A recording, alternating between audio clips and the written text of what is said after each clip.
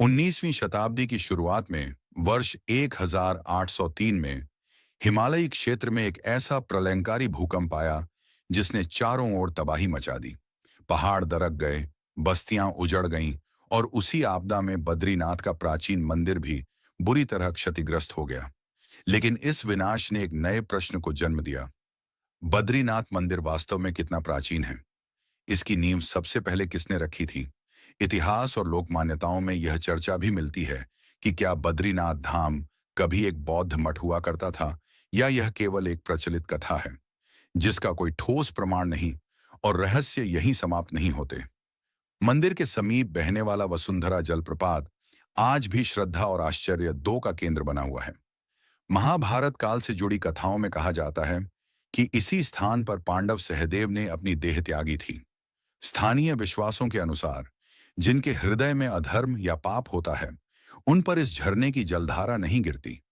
अब प्रश्न यह उठता है, क्या यह किसी अलौकिक शक्ति का प्रभाव है या इसके पीछे कोई प्राकृतिक कारण छिपा है?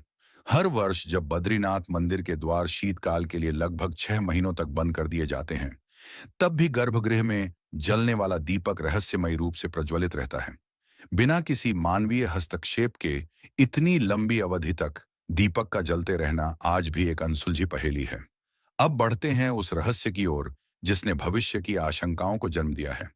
जोशी मठ में विराजमान भगवान नरसिंह की प्रतिमा का एक हाथ समय के साथ लगातार पतला होता जा रहा है।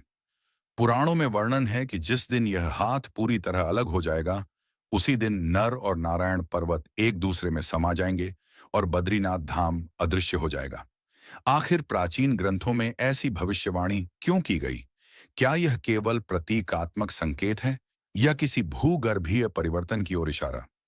हिंदू परंपरा में शंखध्वनि को अत्यंत मंगलकारी माना गया है और भगवान विष्णु स्वयं शंखधारी हैं। फिर भी बद्रीनाथ मंदिर में शंख क्यों नहीं बजाया जाता? इसके पीछे कौन सी पौराणिक घटना या धार्मिक मान्यता छिपी है?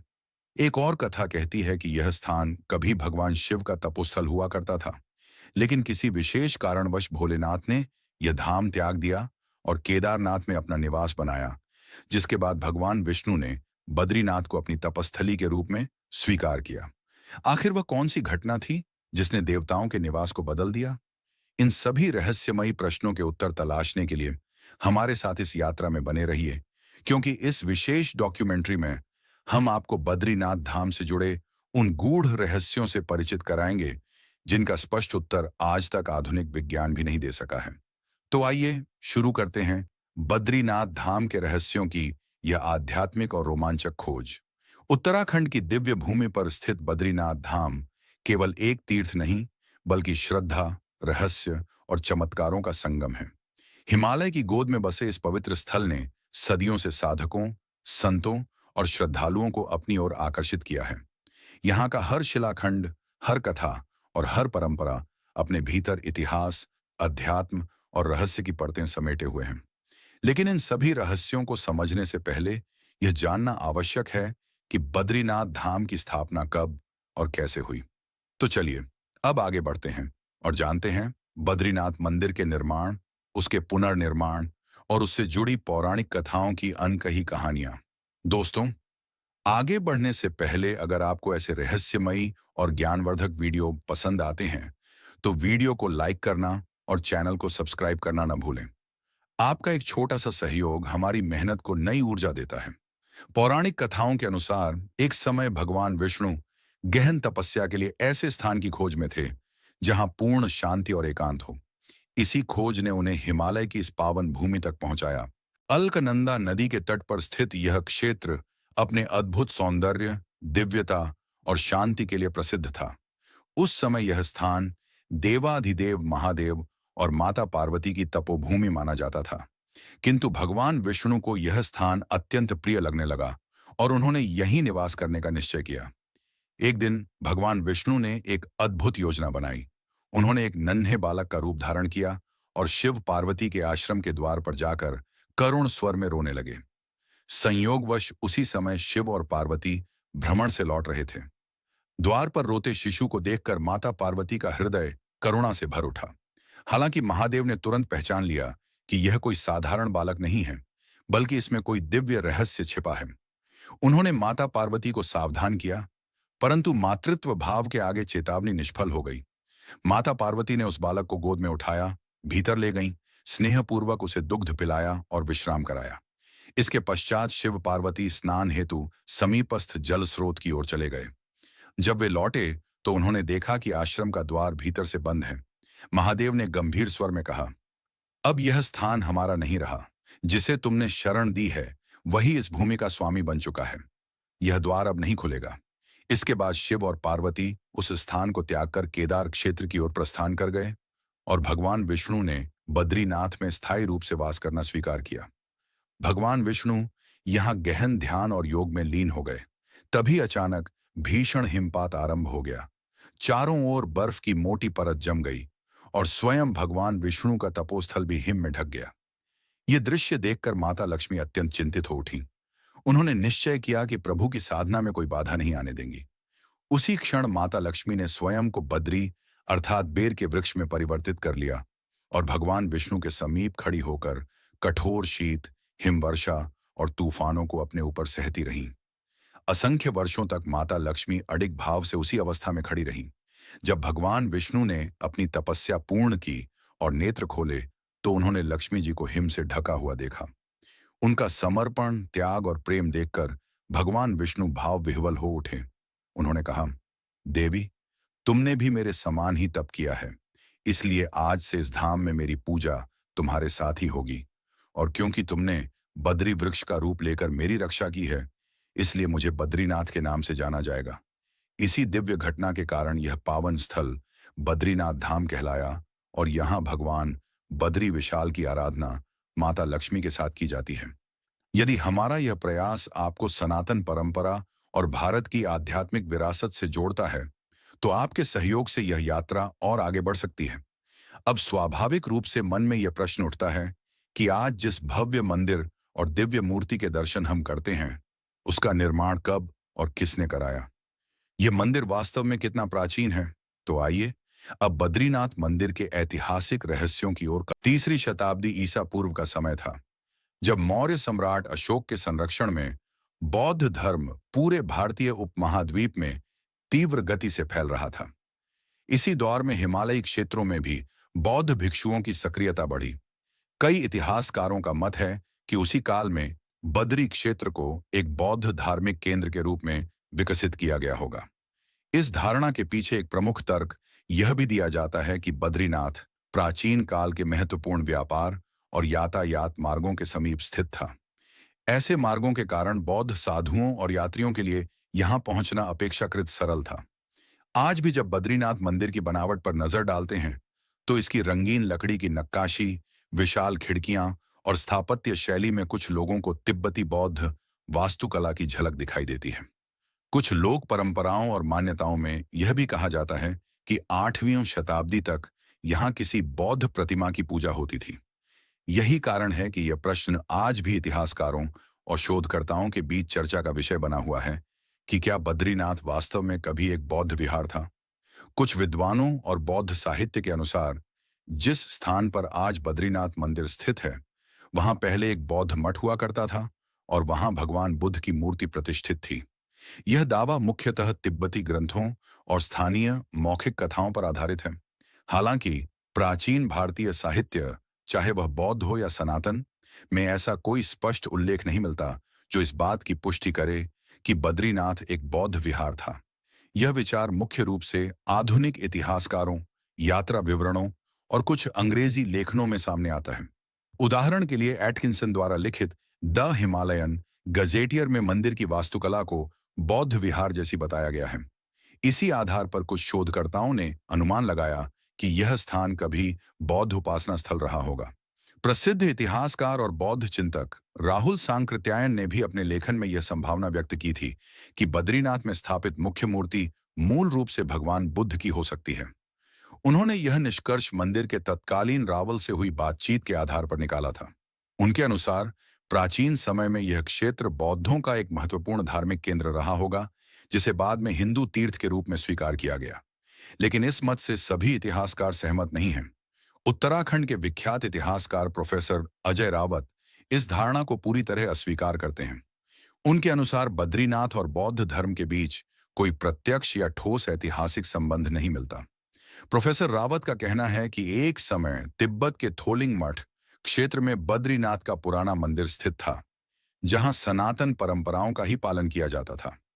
उनके अनुसार जब उस क्षेत्र में बौद्ध प्रभाव बढ़ा और मतभेद की स्थिति उत्पन्न हुई, तब सनातन परंपरा के अनुयायियों ने वर्तमान बद्रीनाथ क्षेत्र में आकर अपने तीर्थ की पुनः स्थापना की।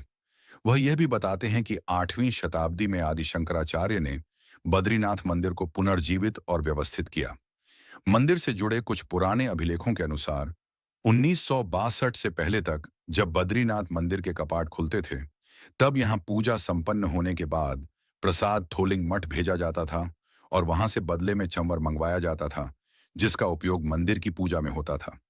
यह परंपरा 1962 के बाद समाप्त हो गई। प्रोफेसर रावत यह भी स्पष्ट करते हैं कि बद्रीनाथ में प्रतिष्ठित मूर्ति भगवान विष्णु की ही है, न कि बुद्ध की। यद्यपि मूर्ति पद्मासन में है, लेकिन उसके खुले और स्वाभाविक बाल सनातन परंपरा का प्रतीक हैं, जबकि बौद्ध मूर्तियों में बाल जटाओं के रूप में उशनीश बनाए जाते हैं, जो यहां दिखाई नहीं देते। इस प्रकार उपलब्ध ऐतिहासिक साक्ष्यों और शोधों के आधार पर यह निष्कर्ष निकलता है कि बद्रीनाथ और बौद्ध विहार का संबंध एक भ्रम या अनुमान भर हो सकता है, जिसे समय के साथ तथ्यों और प्रमाणों ने काफी हद तक स्पष्ट कर दिया है। एक मान्यता के अनुसार जब आदि शंकराचार्य बद्रीनाथ पहुंचे, तो उन्होंने मंदिर को वीरान अवस्था में पाया। ध्यान और योग साधना के माध्यम से उन्होंने अनुभव किया कि भगवान विष्णु की दिव्य मूर्ति नारद कुंड के जल में सुरक्षित छिपी हुई है। स्वयं शंकराचार्य उस पवित्र कुंड में उतरे और वहां से काले शालिग्राम पत्थर से बनी एक दिव्य प्रतिमा बाहर निकाली। प्रारंभ में उन्हें कुछ संशय हुआ, लेकिन बार बार वही प्रतिमा प्राप्त होने पर उन्होंने उसे भगवान विष्णु का स्वरूप मानकर विधिवत मंदिर में प्रतिष्ठित किया। आज भी नारद कुंड का जल स्वाभाविक रूप से गर्म माना जाता है, जो इस स्थान के रहस्य और महत्व को और भी बढ़ा देता है। अब सवाल आपसे है, आपके अनुसार क्या बद्रीनाथ कभी बौद्ध विहार रहा होगा, या यह प्रारंभ से ही भगवान बद्रीनाथ का पवित्र धाम रहा है? अपनी राय और तर्क कमेंट में जरूर साझा करें। देखते हैं सबसे ठोस और तथ्यों से भरपूर विचार किसका होता है। यह स्थान केवल एक कुंड नहीं, बल्कि अत्यंत पुण्यदायी तीर्थ माना जाता है। लोक विश्वास के अनुसार इसी पावन क्षेत्र में देवर्षि नारद ने हजारों वर्षों तक कठिन साधना की थी। आज भी श्रद्धालु बद्रीनाथ धाम के दर्शन से पूर्व तप्त कुंड और नारद कुंड के जल में स्नान करना अनिवार्य मानते हैं। ऐसा कहा जाता है कि इस स्नान 19वीं शताब्दी की शुरुआत में वर्ष 1803 में गढ़वाल हिमालय क्षेत्र एक विनाशकारी भूकंप से हिल गया था। इस प्राकृतिक आपदा में बद्रीनाथ मंदिर को भी भारी नुकसान पहुंचा। कई दीवारें और संरचनात्मक भाग ढह गए, लेकिन आश्चर्यजनक रूप से भगवान बद्रीनाथ की मुख्य प्रतिमा को कोई क्षति नहीं हुई। इस संकट के बाद जयपुर के श्रद्धालु शासक महाराजा सवाई जगत सिंह द्वितीय ने मंदिर के पुनर्निर्माण का संकल्प लिया। उन्होंने न केवल धन उपलब्ध कराया, बल्कि मंदिर को मजबूत पत्थरों से पारंपरिक वैदिक शैली में फिर से निर्मित करवाया, ताकि आने वाले समय में यह प्राकृतिक आपदाओं का सामना कर सके। साथ ही मंदिर की प्राचीन पहचान और स्वरूप को भी पूरी तरह सुरक्षित रखा गया। आज जो बद्रीनाथ मंदिर हमें दिखाई देता है, उसकी दीवारें, छत और शिखर उसी पुनर्निर्माण काल की देन है। इसी कारण बद्रीनाथ धाम केवल एक धार्मिक स्थल नहीं, बल्कि सदियों की आस्था, इतिहास और हिमालयी संस्कृति का जीवंत प्रमाण है, जहां आदि शंकराचार्य की आध्यात्मिक चेतना, एक राजा की भक्ति और प्रकृति की शक्ति एक साथ दिखाई देती है। अब चलते हैं बद्रीनाथ धाम से जुड़े सबसे रहस्यमय प्रसंग की ओर। हर वर्ष सर्दियों में भाई दूज के पावन अवसर पर जब मंदिर के कपाट विधिपूर्वक बंद कर दिए जाते हैं, तब गर्भगृह के भीतर एक दीपक प्रज्वलित करके छोड़ दिया जाता है। आश्चर्य की बात यह है कि अगले 6 महीनों तक जब मंदिर पूरी तरह बंद रहता है, वह दीपक निरंतर जलता रहता है, बिना किसी मनुष्य की उपस्थिति, बिना तेल डाले, बिना किसी देखरेख के। जब 6 महीने बाद अक्षय तृतीया के दिन मंदिर के कपाट पुनः खोले जाते हैं, तो अंदर का दृश्य वैसा ही मिलता है, स्वच्छ, व्यवस्थित और वही दीपक अब भी जलता हुआ। विज्ञान आज तक यह स्पष्ट नहीं कर पाया है कि अत्यधिक ठंड, सीमित ऑक्सीजन और पूर्ण एकांत में वह ज्योति कैसे प्रज्वलित रहती है। स्थानीय मान्यताओं के अनुसार कपाट बंद होने के बाद स्वयं देवर्षि नारद भगवान बद्रीनाथ की सेवा में उपस्थित रहते हैं और उसी दिव्य प्रकाश की रक्षा करते हैं। श्रद्धालुओं के लिए यह दीपक केवल लौ नहीं, बल्कि विश्वास, चमत्कार और ईश्वरीय उपस्थिति का प्रतीक है। अब प्रश्न यह उठता है, क्या यह ईश्वर की लीला है या कोई अनजानी शक्ति का रहस्य? इसका उत्तर हर व्यक्ति अपनी आस्था से खोजता है। अब एक और प्रश्न जो अक्सर लोगों के मन में आता है, जब बद्रीनाथ मंदिर पूरे 6 महीनों के लिए बंद रहता है, तो उस दौरान भगवान की पूजा कैसे होती है? क्या इतने लंबे समय तक भगवान बिना सेवा के रहते हैं? इसका उत्तर भी एक दिव्य परंपरा में छिपा है। सर्दियों की शुरुआत में जब भारी बर्फबारी के कारण बद्रीनाथ धाम पहुंचना असंभव हो जाता है, तब भगवान बद्रीनाथ की उत्सव मूर्ति को विशेष वैदिक अनुष्ठानों के साथ जोशीमठ लाया जाता है। वहां नरसिंह मंदिर में उन्हें विराजमान किया जाता है। पूरे 6 महीने तक वहीं भगवान की नियमित पूजा, भोग और सभी धार्मिक क्रियाएं उसी श्रद्धा और विधि से संपन्न होती हैं जैसी बद्रीनाथ धाम में होती हैं। इस प्रकार बद्रीनाथ की पूजा कभी रुकती नहीं, स्थान बदलता है, लेकिन भक्ति निरंतर बनी रहती है। यह परंपरा शीतकालीन गद्दी स्थल से जुड़ी हुई मानी जाती है और मान्यता है कि इसकी शुरुआत आदि गुरु शंकराचार्य के काल से हुई थी, जो आज तक बिना रुके चली आ रही है। जोशीमठ में स्थित प्राचीन मंदिर में विराजमान भगवान नरसिंह की प्रतिमा को लेकर एक अद्भुत रहस्य प्रचलित है। कहा जाता है कि इस मूर्ति की एक भुजा समय के साथ लगातार क्षीण होती जा रही है। स्थानीय लोगों की आस्था के अनुसार जिस दिन यह भुजा पूरी तरह से खंडित हो जाएगी, उसी दिन नर और नारायण पर्वत आपस में टकरा जाएंगे और बद्रीनाथ धाम तक जाने वाला मार्ग सदा के लिए बंद हो जाएगा। अब जानते हैं उस पौराणिक घटना को जो इस रहस्य के मूल में मानी जाती है। किंवदंती के अनुसार प्राचीन काल में वासुदेव नामक एक राजा जोशीमठ क्षेत्र पर शासन करता था। एक दिन राजा शिकार के उद्देश्य से जंगल की ओर निकल गया। उसी समय भगवान नरसिंह साधारण मनुष्य के रूप में राजा के महल पहुंचे और महारानी से अन्न की प्रार्थना की। महारानी उन्हें पहचान नहीं सकी, लेकिन अतिथि को देवतुल्य मानते हुए आदर के साथ भोजन कराया। भोजन के पश्चात उस साधु रूपी अतिथि ने राजा के कक्ष में राजा के ही शैया पर विश्राम करने की इच्छा प्रकट की। महारानी ने इसे भी सहज भाव से स्वीकार कर लिया। कुछ समय बाद जब राजा वापस लौटा और अपने कक्ष में पहुंचा, तो उसने एक अपरिचित व्यक्ति को अपने पलंग पर सोते देखा। क्रोध में अंधे होकर राजा ने बिना पूछताछ किए तलवार से वार कर दिया, परंतु जैसे ही तलवार उस व्यक्ति की भुजा से टकराई, वहां से रक्त नहीं बल्कि दूध की धारा बहने लगी। तभी वह व्यक्ति दिव्य प्रकाश में परिवर्तित होकर भगवान नरसिंह के वास्तविक स्वरूप में प्रकट हो गए। यह दृश्य देखकर राजा भय और पश्चाताप से कांप उठा। वह तुरंत भगवान के चरणों में गिर पड़ा और क्षमा याचना करने लगा। भगवान नरसिंह ने राजा को क्षमा तो प्रदान की, लेकिन साथ ही एक कठोर दंड भी दिया। उन्होंने कहा, तुमने धर्म के संरक्षक पर ही प्रहार किया है। अब तुम्हें और तुम्हारे वंशजों को जोशीमठ त्याग कर कतर क्षेत्र में निवास करना होगा। और स्मरण रखना, मेरी जिस प्रतिमा की भुजा पर तुमने वार किया है, वह समय के साथ क्षीण होती जाएगी। जिस दिन वह भुजा पूर्ण रूप से टूटेगी, उसी दिन तुम्हारे वंश का भी अंत हो जाएगा। तभी से यह प्रतिमा की पतली होती भुजा आस्था, रहस्य और चेतावनी का प्रतीक बन गई। स्कंद पुराण के केदारखंड में भी इस भविष्यवाणी का संकेत मिलता है। उसमें कहा गया है कि जब अधर्म अपनी चरम सीमा पर होगा, जब मानव प्रकृति और धर्म से विमुख हो जाएगा, तब हिमालय भी मौन नहीं रहेगा। भगवान नरसिंह की भुजा के टूटने के साथ ही एक युग का समापन और नए युग का आरंभ होगा। उस समय भगवान विष्णु की उपासना भविष्य बद्री में की जाएगी। यह स्थान आज भी अस्तित्व में है, जो कर्णप्रयाग के समीप तपोवन क्षेत्र में स्थित है। वहां एक गुफा में भगवान की प्रतिमा स्थापित है, जिसे भविष्य का बद्रीनाथ माना जाता है। तो मित्रों, ये थी भगवान नरसिंह से जुड़ी वह रहस्यमयी भविष्यवाणी, जो न केवल जोशीमठ बल्कि संपूर्ण सनातन परंपरा के लिए एक चेतावनी के रूप में देखी जाती है। अब चलते हैं एक और रहस्यमय स्थान की ओर, एक ऐसा जलप्रपात जो देखने में अत्यंत मनोरम है, लेकिन जिसकी प्रकृति अत्यंत विचित्र बताई जाती है। कहा जाता है कि यह झरना पापी व्यक्ति पर एक बूंद जल भी नहीं गिराता। वसुधारा जलप्रपात, जो बद्रीनाथ से लगभग 8 किलोमीटर और भारत के अंतिम गांव माणा से करीब 5 किलोमीटर की दूरी पर स्थित है। रहस्य और आस्था का अद्भुत संगम माना जाता है। लोक मान्यताओं के अनुसार इस जलधारा का स्पर्श केवल वही व्यक्ति कर पाता है जो पापों से मुक्त होता है। यदि व्यक्ति के कर्म अशुद्ध हों, तो झरने का जल उसके पास से होकर भी उसे स्पर्श नहीं करता। इसी विश्वास के कारण वसुधारा जलप्रपात को पुण्य और पाप की परीक्षा लेने वाला स्थान माना जाता है। आम पांडव और वसुधारा का रहस्य, रहस्य और आस्था की अद्भुत कथा।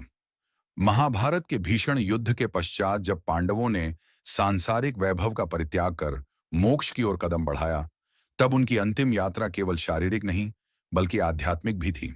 कहा जाता है कि स्वर्गारोहण से पूर्व पांडव सबसे पहले भगवान नारायण की शरण में बद्रीनाथ धाम पहुंचे और वहां गहन श्रद्धा के साथ पूजा अर्चना की। इसके पश्चात वे हिमालय की दुर्गम घाटियों से गुजरते हुए माणाग्राम पहुंचे और आगे बढ़कर वसुधारा नामक दिव्य जलप्रपात तक आए। यही वह स्थान है जहां प्रकृति स्वयं धर्म की परीक्षा लेती है।